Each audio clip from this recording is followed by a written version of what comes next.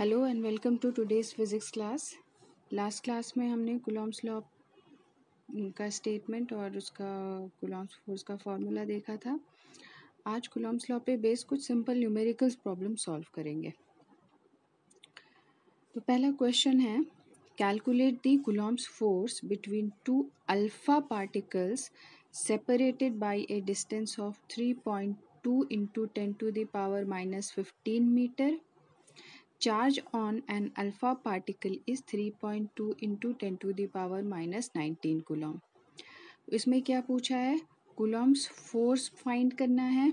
दो चार्जेस है, type of charges alpha particles जिसके बीच की दूरी है 3.2 into 10 to the power -15 metre और अल्फा पार्टिकल पे चार्ज होता है 3.2 into 10 to the power -19 coulomb.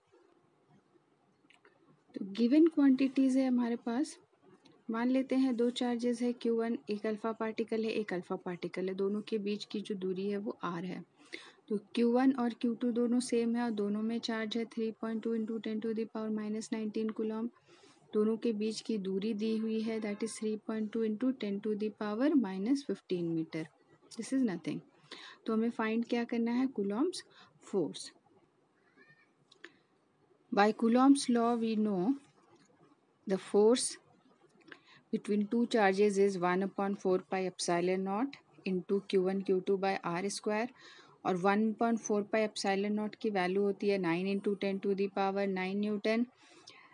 दोनों चार्जेस सेम है तो यहाँ पे हम Q1 Q2 की जो वैल्यू है उसको रख के स्क्वायरिंग कर देंगे और R का square that means 3.2 into 10 to the power -15 का square.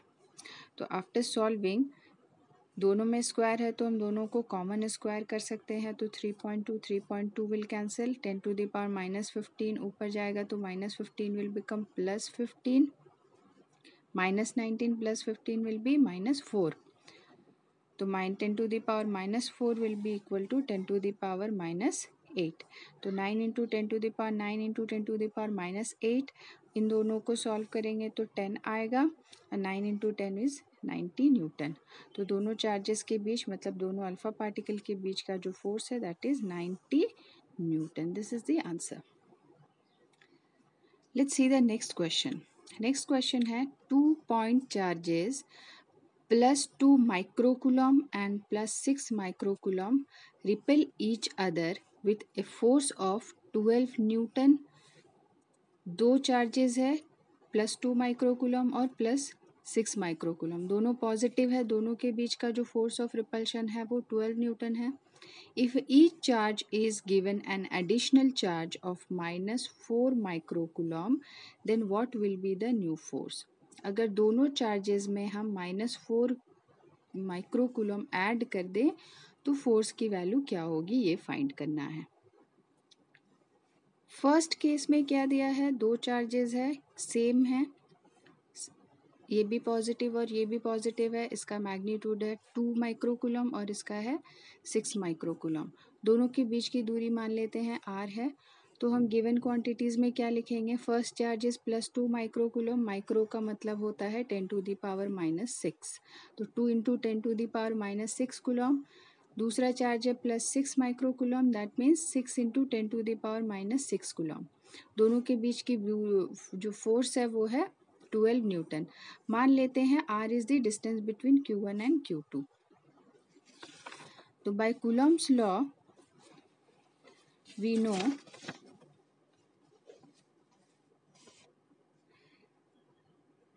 that force between two charges is 1/4 pi epsilon naught into Q1 Q2 by R square। इसको हम मान लेते हैं इक्वेशन 1।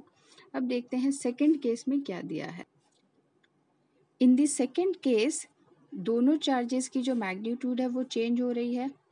ठीक है, मान लेते हैं Q1 प्राइम है चार्जेस में एडिशन के बाद और Q2 prime is the second charge. तो फर्स्ट चार्ज में जब हम प्लस करेंगे -4 माइक्रोकूलम चार्ज को, मतलब एडिशनल चार्ज है 4 माइक्रोकूलम, तो Q1 prime will become 2 microcoulomb plus -4 microcoulomb, plus and -4 is -2 microcoulomb.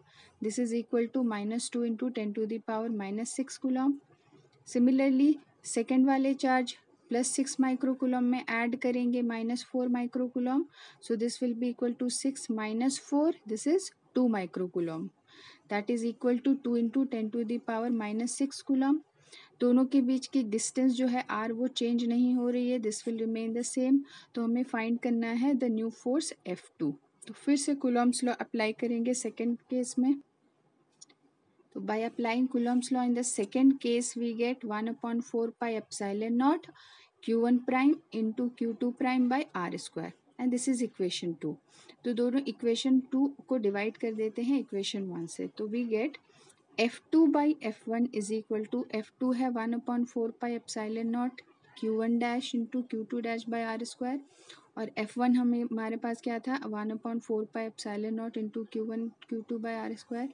ये टर्म कैंसिल हो जाएगा, ये term cancel, R square will be cancel, क्या बचेगा, we will be left with F2 by F1 is equal to Q1 prime Q2 prime, ये वाला term, और denominator में Q1 Q2।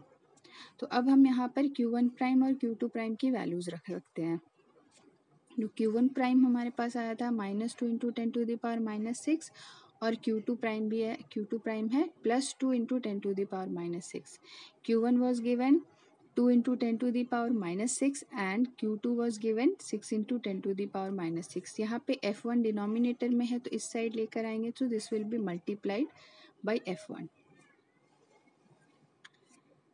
तो ये -6 कैंसिल, -6 ये पावर कैंसिल, ये 2 और ये 2 कैंसिल, क्या बचेगा -2 और यहाँ पे यहाँ पे -2 और यहाँ 6, एंड F1 की वैल्यू है 12 न्यूटन। तो -2 by 6 × 12 will be equal to -4 newton. That means दोनों चार्जेस के बीच का जो न्यू फोर्स होगा that is equal to -4 Newton.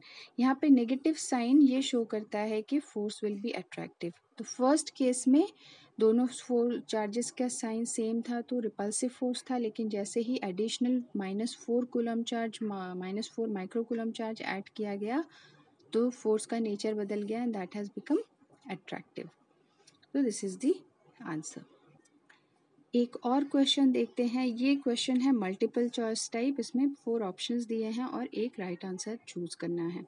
तो क्वेश्चन ये है, the ratio of the forces between 2 point charges in air and in a medium of dielectric constant K is 1:K, K:1, 1:K² और K²1। मतलब है, question का मतलब है अगर हम दो चार्जेस को एयर में रखें तो दोनों के बीच का जो फोर्स होगा, और सेम चार्जेस को जब हम किसी डाइलेक्ट्रिक मीडियम में रखेंगे जिसका डाइलेक्ट्रिक कांस्टेंट K है, तो उस पे जो फोर्स होगा दोनों का रेशियो क्या होगा। तो इस क्वेश्चन को सॉल्व करने के लिए कूलॉम्स लॉ का फॉर्मूला हमें पता है, that is in any medium the Coulomb's law is given as F is equal to 1/4 pi epsilon naught into epsilon r into q1 q2 by r square, जहाँ पे epsilon r क्या है, dielectric constant of the medium, जिसको हम relative permittivity भी कहते हैं।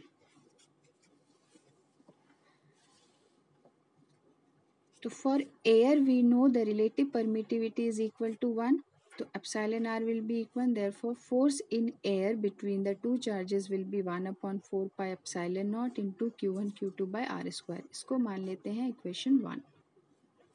For the given medium, जो मीडियम हमारे पास दिया हुआ है उस मीडियम का डाइलेक्ट्रिक कांस्टेंट है K, तो epsilon r की जगह अब हम K पुट करेंगे, तो force in medium between the two charges is 1/4 pi epsilon naught into K into q1 q2 by r square। इसको मान लेते हैं इक्वेशन 2। तो इक्वेशन 1 और 2 को जब हम डिवाइड करेंगे तो force in air divided by force in medium will be equal to 1/4 pi epsilon naught q1 q2 by r square, और इसके डिनोमिनेटर में आएगा 1/4 pi epsilon naught into K into q1 q2 by r square। तो ये पूरा term cancel हो जाएगा, इधर से ये 1/4 pi epsilon naught 1/4 pi epsilon naught cancel होगा, क्या बचेगा डिनोमिनेटर में 1/K, तो this is equal to 1/1/K। तो व्हाट वी